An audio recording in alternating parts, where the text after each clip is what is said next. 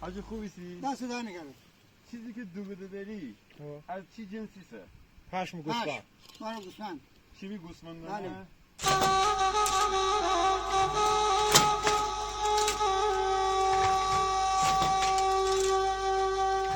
چند گوسفند پشت یکی ایفو داره؟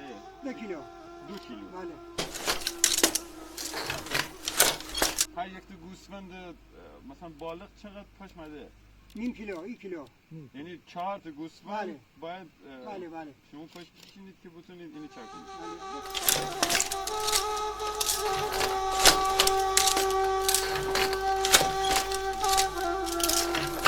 الان این کاری که انجام ندارید چیزه چه محصولی تولید کنیدی؟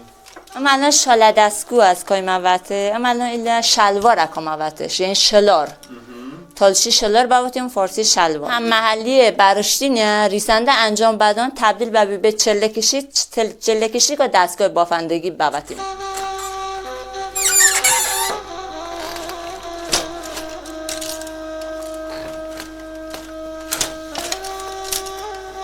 دلایی بدشتیمونه نده پاجرا پاشون که اینجا تبدیل به خیاط خیاط هم کوت وجارکه شلوار وجارکه پالتو مانتو جلغه کولا استفاده ببیه این کاری که انجام دارید چقدر طول کشه که مثلا 1 متر رو چپونید؟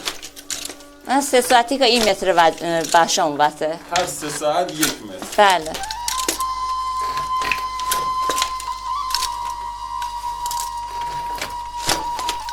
لباسی که با این شالی که شما پشم طبیعی امریکایی خرید چه خواص خاصی داره به نسبت کاموار؟